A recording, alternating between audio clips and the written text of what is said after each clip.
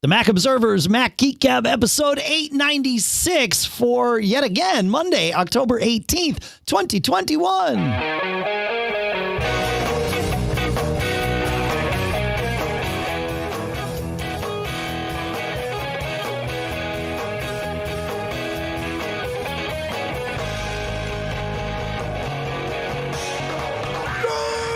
Folks, and welcome back to the Mac Observer's Mac Geek Gab, the show where you normally send in your tips, your questions, your cool stuff found, and we mash it all together so that we each learn 5 new things. Today's episode is a little different because, A, we released episode 895 about 6 hours ago, and B, in between, Apple has done their Unleashed event. So we are here today to share our thoughts and dissections from that event. It won't be a play-by-play because you could go watch it or you could go read the coverage at live.macobserver.com.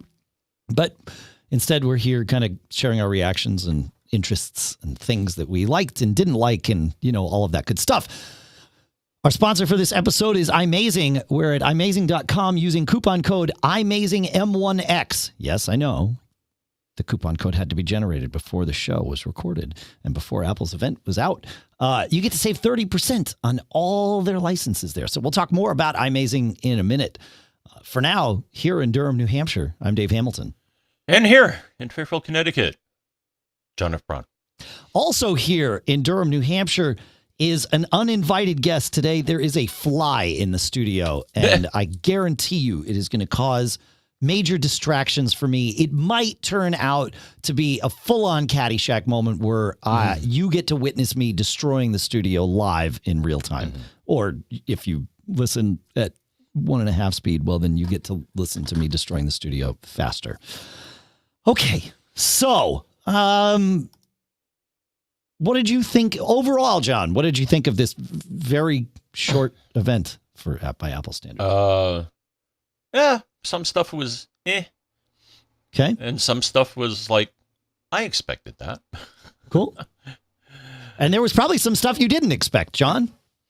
Because how could you have? The rumors didn't have all of those things. So you're right. Yep. I know. Yeah, and they were wrong in some things, but we'll talk about those shortly. As always. So I liked how they started it off. I was like, oh, hey, I know what that is. That's the first iMac. Yeah. And it looked like it was as close to the Jobs Garage as we have seen in a recreation, so from Apple anyway. So yeah, and then a guy composing a video with the chimes, the old chime sounds and stuff like that. And I think I saw, what was it? Was it an Apple stereo? Oh, I don't think there was. Remember Apple had a thing where it was like a speaker system and you could put an iPod in it. Did you notice that? No. It was the, what did they call that thing? Yeah, it wasn't a HomePod, but it could have been. But was it an iHome? No, iHome is a brand, but I know what you're talking about. Yeah, the name escapes me. Maybe somebody in the chat room, Apple Hi-Fi or something. Maybe somebody in the chat room will deal with this and research it for us. It's at live.macgeekgab.com. Thank you. I like that. It was a nice way to start this since we knew that there was going to be quite a bit about the Mac in this thing, and sure enough. There was quite a bit about the Mac. The MacBook Pros, to me, were certainly the most exciting thing that Apple did. And of course, the evolution of the M1, which we'll talk about too. But the 14 and 16-inch MacBook Pros really, like, what they're doing with those really blew me away. I don't know. I don't even know where to start with this. For those of you that are going to go order one, and you can bring up my screen for the video, John, but if you're going to go order one of these things, the pricing that Apple announced is the baseline pricing for these. So on the 14-inch, they say that it is $19.99, and on the 16-inch, they say that it is $24.99. $19.99 on the 14-inch is the 8-core version of the M1 Pro CPU with a 512 gig SSD. You bump that up to $24.99 if you want the 10-core version. This is the 14-inch, right? So 10-core CPU, which is the one that they were sort of pushing, is the M1 Pro. That's $24.99. And it bumps it up to a 1 terabyte SSD. You can go deeper, though, and spend more, of course, because from that 10-core CPU at $24.99 for the 14-inch, you can jump up $200 to the Max with a 24-core GPU, or a Max for another $200, so $400 total, with a 32-core GPU. You can add that 16 gigs of RAM, going up to 32 gigs. We'll bump it up another $400. If you add the Max CPU, then you can go up to 64 gigs of RAM, which is $800. And then, of course, you can bump up the SSDs and those sorts of things. So that's on the 14-inch. So these start to get expensive very quickly, which is not overly surprising. It's just how it be. The 16-inch suffers a similar fate. The $24.99 on the 16-inch is the 10-core CPU, right? Mm-hmm. But only a 512 gig SSD. So this is interesting. For $24.99, you can get the 14-inch with a 1 terabyte SSD, or the 16-inch with a 512 gig SSD. Same price. That's because it's the same CPU, 10-core, 16-core GPU, of course, and then the 16 gigs of RAM. So it's the prices of these. That $19.99 is a bit of a distraction. So, but I ordered. Did you order one of these? I ordered a 14-inch. I probably will keep it, to be perfectly honest. But I ordered it just because I want to see what it's like. But I did it with the 10-core CPU. Did you or are you going to order one of these, Mr. Braun? Maybe. Okay. Which one would you order? I'm curious. Would it be the 14-inch screen? No. Or the 16-inch screen? No, because, I have the current 16-inch. Right. Intel-based. I like having lots of screen. Lots of screen. Okay. Yeah. So I think I get the 16-inch. The nice thing is that they increase the the RAM, the maximum RAM. Right. But I think I'd get it with 16. I don't think I need more, but for people that need more, it's nice that they introduced the new chips. I mean, we were all suspecting that they would have, a M1X or M1, and they did. Right. So that's nice. Right. Well, and we'll talk about the difference between the M1 Pro and the M1 Max in a minute here. But interesting. Yeah. So let's talk. You mentioned RAM. I have 16 on both my M1 Max, my Air, and my Mini, and that has been enough. There has been issues that we've heard about from a few Mac Geek Gab listeners. There's many of you out there who are consultants who see lots of different Macs, of course, from different clients, and there's been a series of reports. People with 8 gigs of RAM in their M1 Max that are running into, if they have lots of tabs open in a browser, could be Safari, could be Chrome, doesn't matter. They get the, your machine is out of RAM. We don't know what to do, error message. I'm obviously paraphrasing there. So, but I have never experienced that with 16. I think we've heard one report of it happening with 16, but certainly not as common as with 8.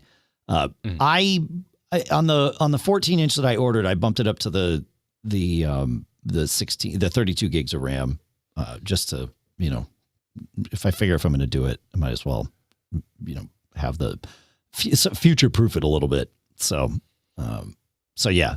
I think 64 is great if you really need it. I think 32 it might be overkill, but we tend to keep our machines a while around here, so I figure it's worth the investment up front, because obviously you can't change it.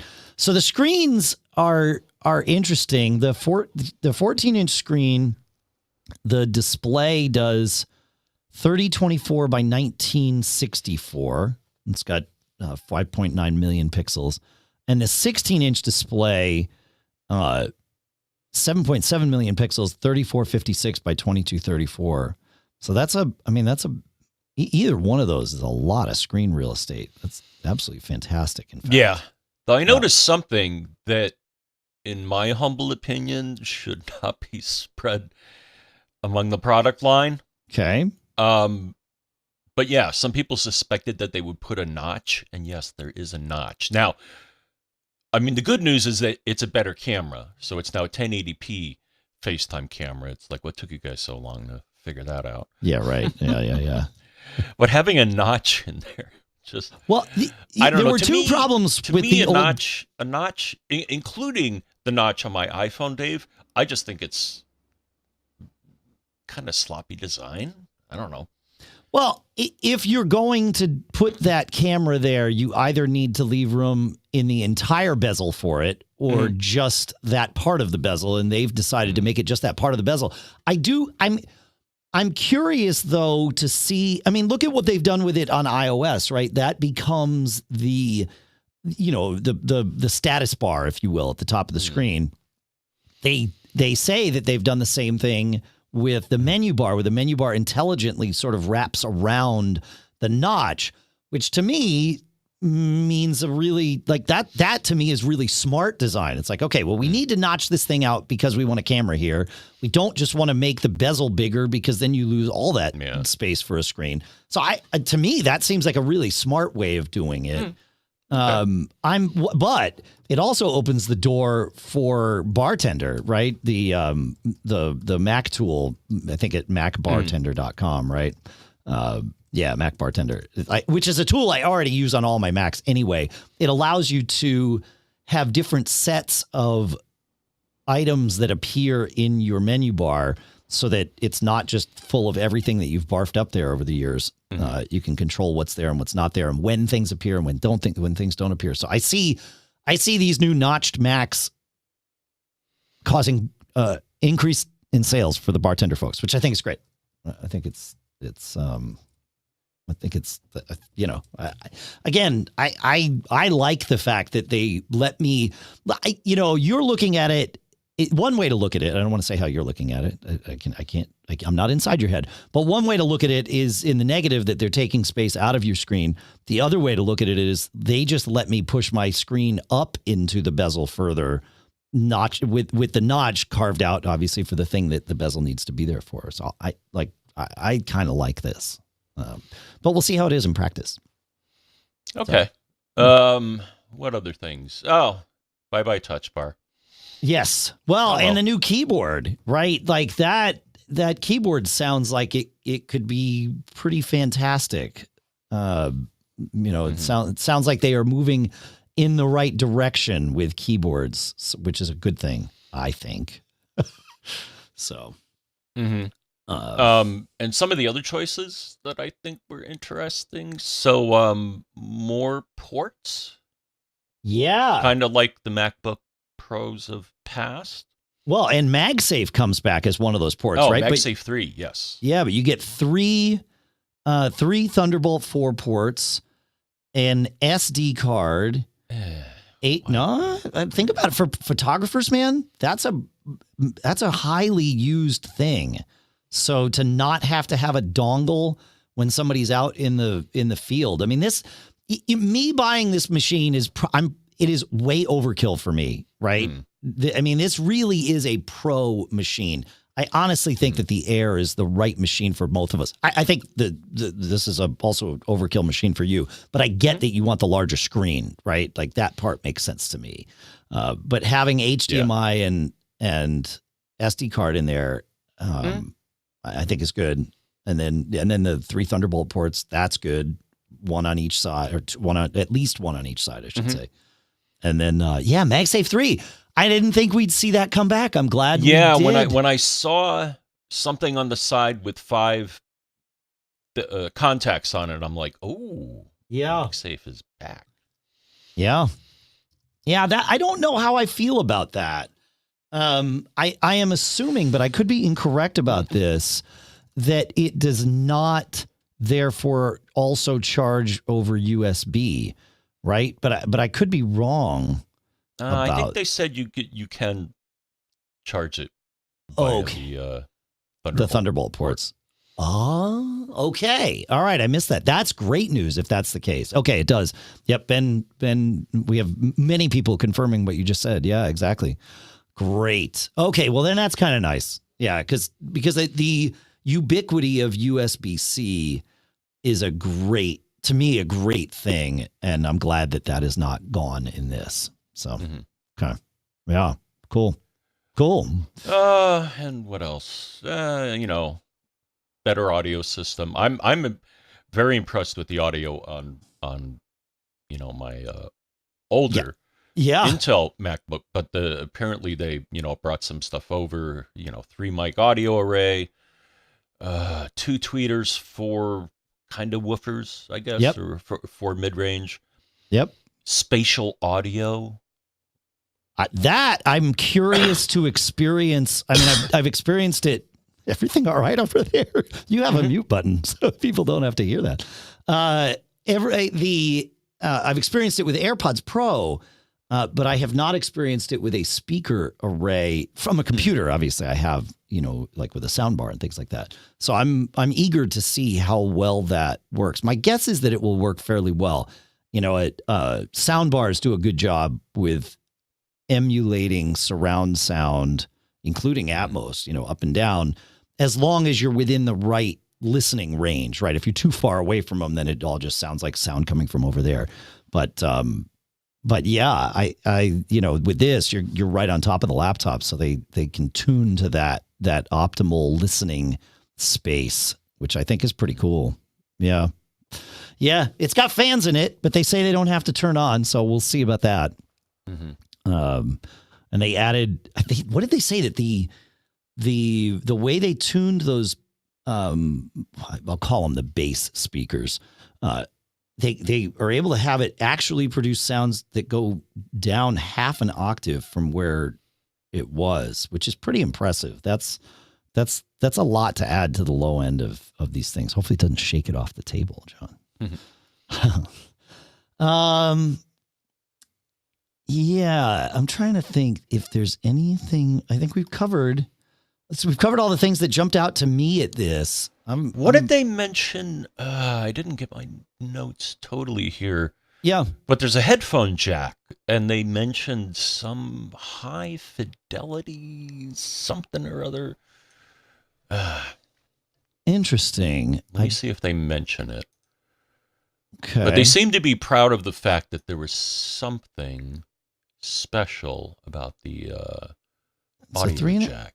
3.5 millimeter headphone jack with advanced support for high impedance headphones. High impedance headphones. Yeah. Okay. All right. Okay. So which means it's got more of an amplifier in there than it has in the past. I assume is what they mean by that. Yeah. Okay.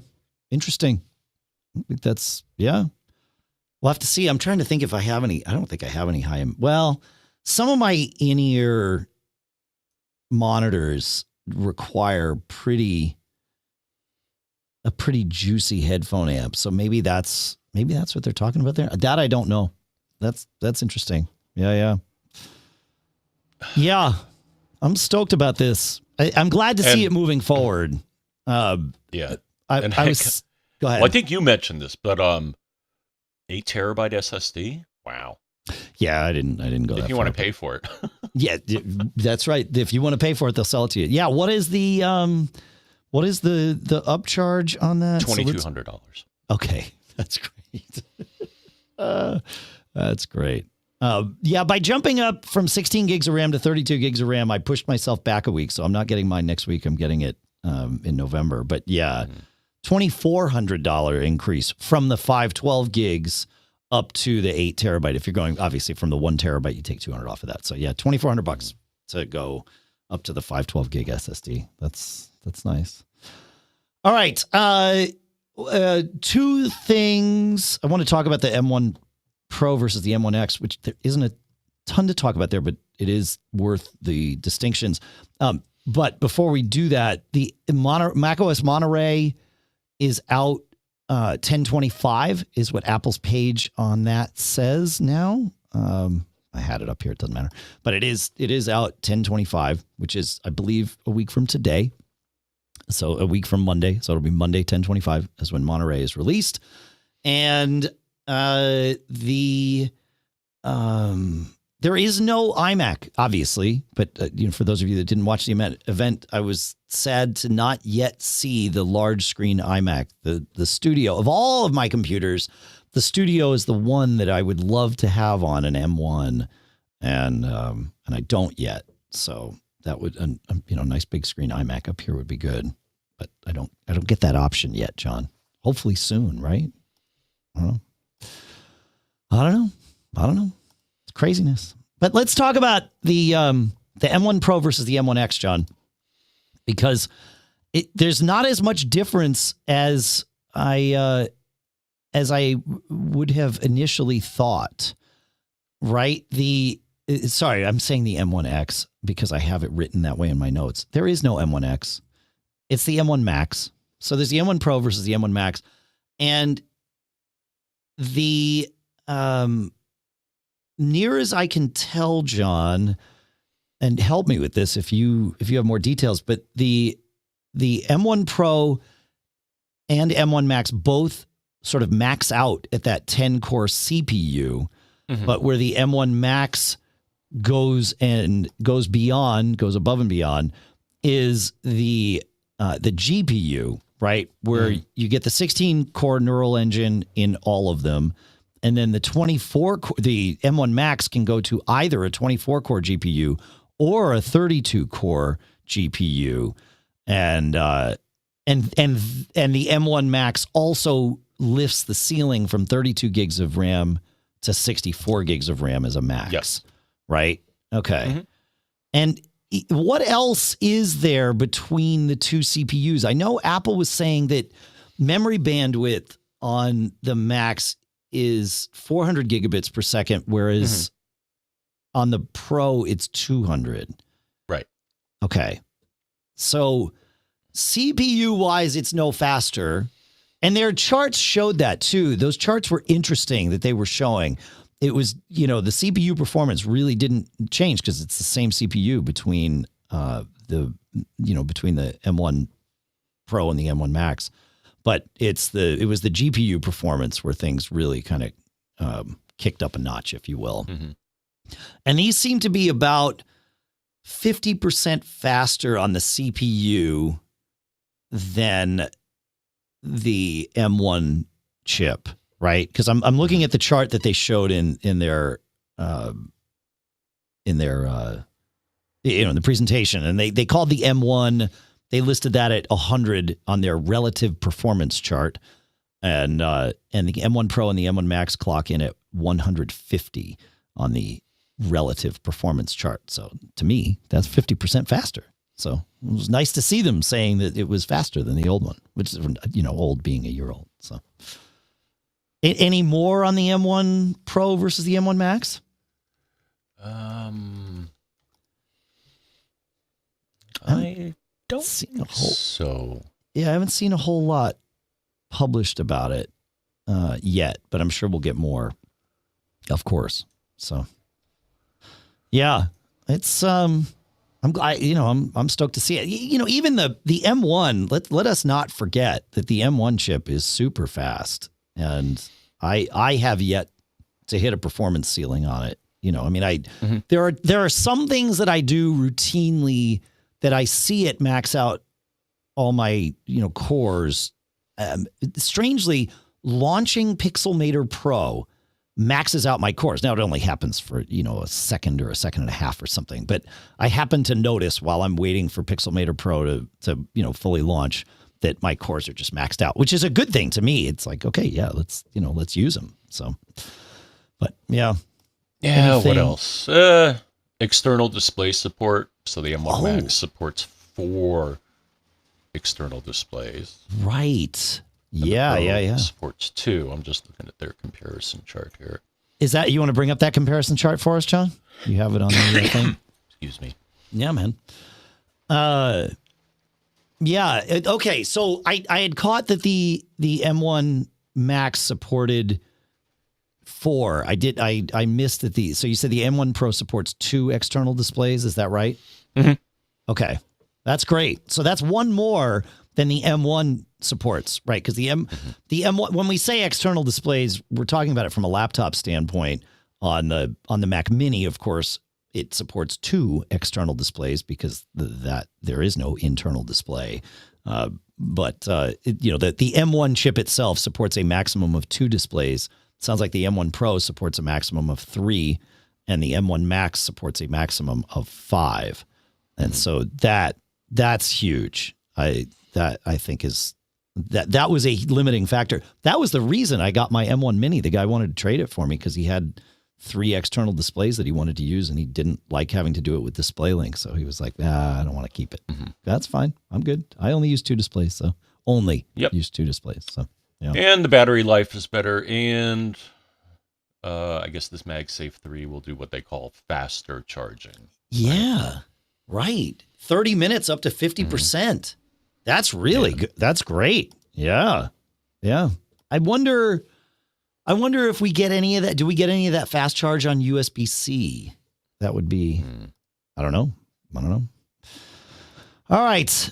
We have there were some music things to talk about too. So we will do that. And of course, anything that comes to mind about the whatchamacallit. Anything about the MacBook Pros before we leave. But the next thing I want to do, John, is I want to talk about our sponsor, if that works for you, my friend. Oh, all right. Hold on. Right? Losing it here. I know. You want me? Okay. No, hold on. There we go. There we are. There we are. Let's go. Our sponsor today is iMazing, as I mentioned at the beginning of the episode. So we've used iMazing for a long time here. Both John and I use it. We've talked about it on the show to do lots of different things because it really is sort of the Swiss Army knife of iOS device management, right? It's a desktop app for both Mac and Windows, which lets you take control of everything to do with your iOS data. You can make time machine style wireless backups with iMazing. That means it's backing up just the deltas to make it more efficient. You can transfer your documents, your media, your content, but you can also dig into system files. You can access your device and battery diagnostics. And the benefit is all your data stays local on your computer or on the drive of your choice. And your backups can be encrypted for maximum privacy. Very cool stuff. You can browse your photo library without syncing it using iMazing. And you can export multiple versions of each photo, ultra wide, originals, videos of live photos, all kinds of stuff. You can save and export your WhatsApp chats and iOS messages. You can save them to plain text, of course, but also to Excel or PDF. This is a great thing. In fact, we had a question in a recent episode about how to manage and save messages long-term. iMazing is a way to do it, right? And you can download and install iOS apps and manage your app library from your desktop. And of course, you can manage all kinds of things there, and it's up to date with, of course, iOS 15 and macOS Monterey. And as I mentioned at the beginning of the episode, we've got a deal for you. You get 30% off all iMazing personal licenses until the end of the month. So you got to act now with coupon code iMazingM1X. So that's iMazingM1X. We'll put it in the show notes at MacGeekGab.com too. So that's you get 30% off with code iMazingM1X when you purchase a license over at iMazing.com. And our thanks to iMazing for sponsoring this episode. Let's talk, while we mentioned music in the sponsor spot there, let's talk music, John. Apple has a new music voice plan, which seemed a little weird. It is called the Apple Music Voice Plan, and it's $4.99, right? The weird part about it is you can only access through voice, right? Through Siri. If you right, because that's how it works. It's the Apple Music Voice Plan. And so there are 3 plans for Apple Music now. There's the voice plan at $4.99 a month. You can throw up my screen for the people watching the video. I've got the TMO stuff again. But the voice plan is $4.99 a month, and then the individual plan is $9.99 a month. And that is, you get to use Siri, but you also get to use, your songs and your playlists and your stations and all of that good stuff. And you get the iCloud music library and all of those things. And then the family plan adds another $5 a month to $14.99, and that's up to 6 people. So the family plan is, if you've got more than 3 people or 3 people or more, the family plan is absolutely the most economical way to do this. But yeah, I'm curious. Really, I'm curious who out there this voice plan is for. It's clearly not for me, right? But that doesn't matter. That's okay. So who is it for? Let us know. If you are someone that saw this voice plan and was like, that's what I want, that's all I need, feedback at macgeekgab.com. Let us know. I'd love to know. Yes. Yeah. Feedback at macgeekgab.com. Feedback at macgeekgab.com. Yeah. Yeah. I was like, oh, okay. Yeah. Yeah. Okay. Exactly. Yeah. It was a little, I don't know. It was a little wonky. And then they kind of did and then we can move on to the HomePod Mini. I don't know if, because that's a vehicle to use Siri, of course. Hey, that's true. You could use the voice plan with the HomePod Mini. Ah, yeah. Okay. I see where this is going. Yeah.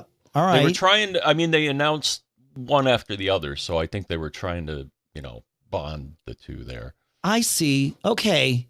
Yeah. All right. Yeah. And the HomePod Mini, as far as I can tell, the only change is that you can get it in pretty colors.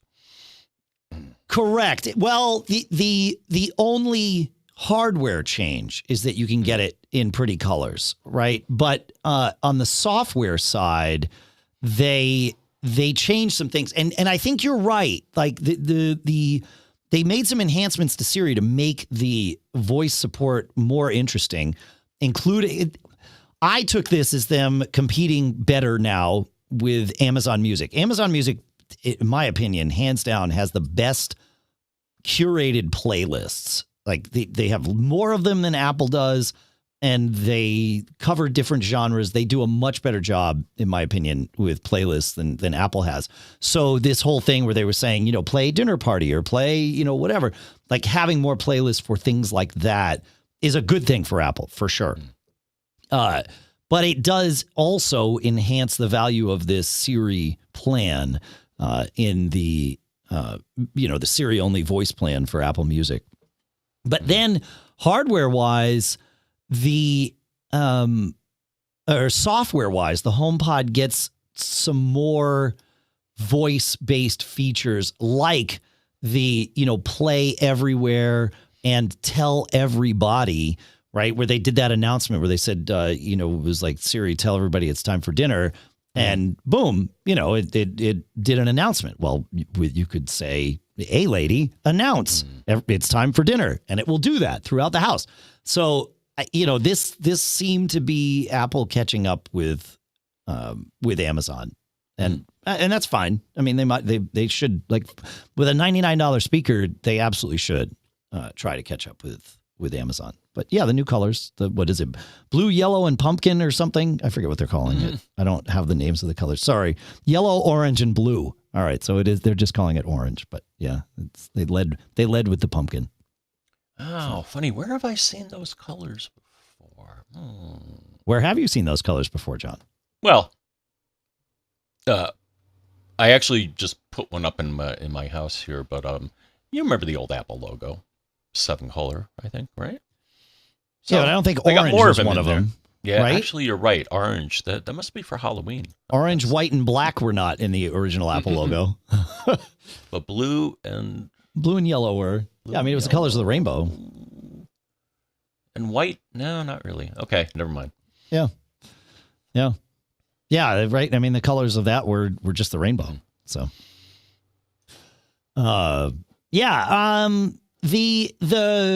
The AirPods, the new 3rd gen AirPods, those interest me. I'm really curious about these because I love I've been impressed with my AirPods Pro once I especially got the right tips for them. But I don't like using them for phone calls nearly as much as I like using my OG AirPods. And the reason is that the AirPods Pro seal in my ear. I don't like using anything that seals in my ear for phone calls because I'm used to hearing my voice out loud. And yes, if I turn on transparency mode with the AirPods Pro, I get some amount of my voice sort of, pumped back in, kind of like what we do with the podcast when we record here. So it's okay. But when I'm talking on the phone, I'm used to hearing my voice.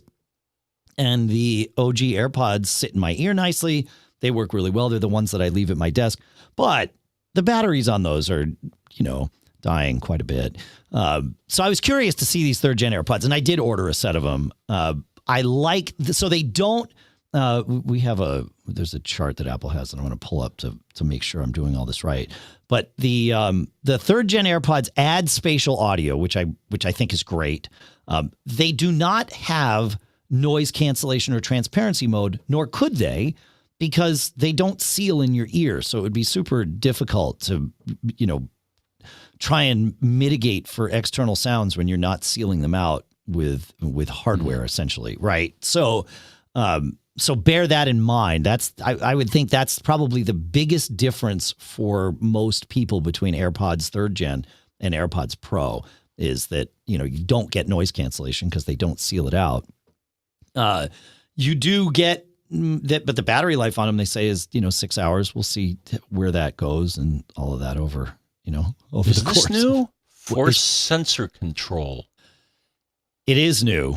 Yeah. Okay. So it's like a touch sensor, I guess. Okay. Yeah. I mean, they've had a touch sensor on the AirPods in the past. This one, I think you're right. Yeah. There's something new about the way that it works. Well, the older ones, wasn't it more or less a button, whereas this is like a pressure sensor, I guess? I guess there is no button on the OG AirPods. You just tap it. Right. But yeah, this is the same one that's in the AirPods Pro is now so essentially they took the AirPods Pro and made a non-seal in your ear version of it, and that's what these third gen AirPods are, which is cool. It's fine. Yeah, if you look on Apple's AirPods comparison screen, they've got the force sensor allows you to press and hold to do things with Siri, and it's a little more. It can sense more granularly, so you can do more things with it, just like you can with the AirPods Pro. So I think that's I'm glad that they're doing that, because I know a lot of people did not like the AirPods Pro for exactly the reason that the AirPods Pro can be the AirPods Pro, because they seal in your ear and all that good stuff. So, yeah. Yeah, I know. It's interesting. So hopefully that we actually had that question in the chat room as we were setting up the show from Barry. So hopefully that answers your question, Barry. What else do we have, John? Do we have anything else? Or does that cover it, man? Let's see. Music stuff, HomePod, new AirPod, new chips.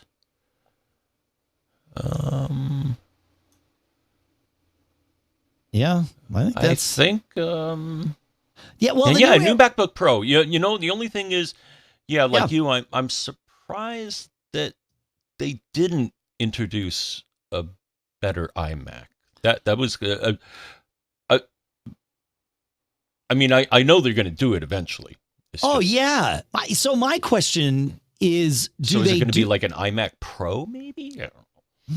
I mean, well, it could be, but it doesn't. The thing about they don't have an M1 version of the 27-inch iMac, right? Like they've got the smaller one, which is great because that's the M1. And sorry, I should say they don't have an Apple Silicon version of the 27-inch iMac.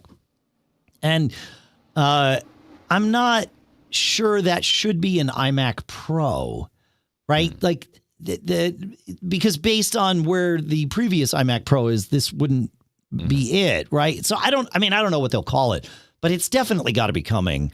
And so my question is it something where they wait until, say, the spring and have an event for it?